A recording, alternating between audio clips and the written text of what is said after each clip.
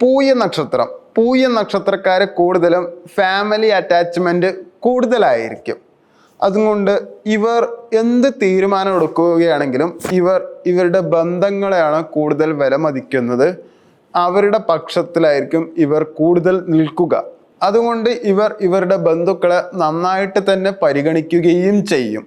അതുകൊണ്ട് നിങ്ങൾ കഴിഞ്ഞ ഏപ്രിലിൽ ആരെങ്കിലും ഒഴിവാക്കിയിട്ടുണ്ടാവും. അതുകൊണ്ട് ഇമോഷണലി നിങ്ങൾക്ക് പല സ്ട്രഗിളും നിങ്ങൾക്ക് കഴിഞ്ഞ ഏപ്രിൽ ഉണ്ടാവാൻ സാധ്യത വളരെ കൂടുതലാണ്.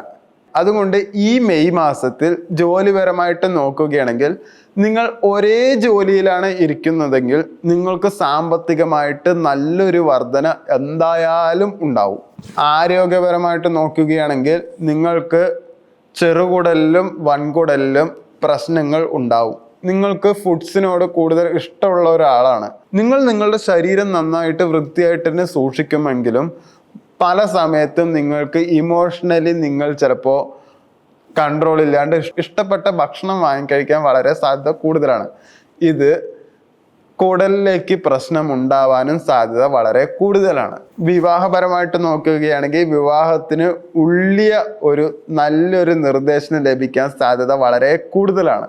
സാമ്പത്തികപരമായിട്ട് നോക്കുകയാണെങ്കിൽ കൈവശം എടുത്തു വെച്ച പണം ഒറ്റയടിക്ക് അത് ചെലവാവാൻ സാധ്യത വളരെ കൂടുതലാണ്. അതുകൊണ്ട് എല്ലാ കാര്യവും നിങ്ങൾ മനസ്സിൽ വെക്കാതെ നിങ്ങൾക്ക് ഏറ്റവും കൂടുതൽ വിശ്വാസമുള്ളത് ആരോടാണോ അവരോട് അവരോട് ഏറ്റവും കൂടുതൽ നിങ്ങൾ പങ്കുവെക്കുന്നത് അത് നിങ്ങൾക്ക് ഗുണം മാത്രമേ ചെയ്യുകയുള്ളൂ.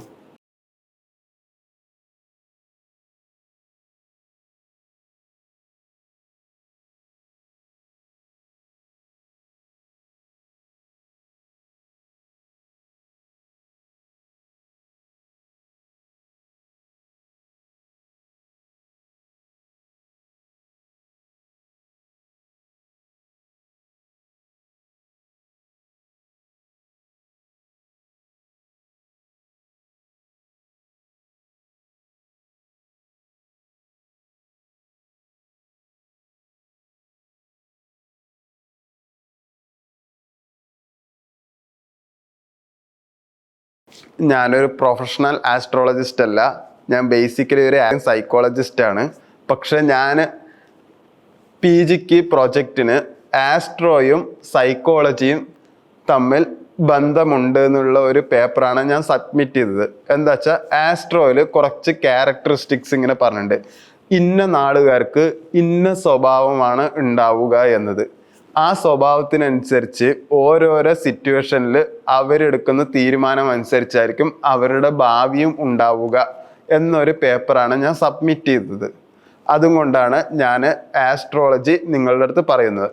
ഇത് ഞാൻ എൻ്റെ ഫ്രണ്ട്സിൻ്റെ അടുത്തും എൻ്റെ വീട്ടുകാരുടെ അടുത്തും ബന്ധുക്കളുടെ അടുത്തും പറയുമ്പോൾ അവർ ആദ്യം വിശ്വസിച്ചില്ല. പിന്നെ കുറേ കാലം കഴിഞ്ഞ് അവർ എൻ്റെ അടുത്ത് തന്നെ വന്ന് പറഞ്ഞു, നീ അന്ന് പറഞ്ഞത് സത്യമായി എന്നത്. അതുകൊണ്ടാണ് ഞാനിപ്പോൾ ഈ വീഡിയോ ചെയ്യുന്നത്. കട്ടി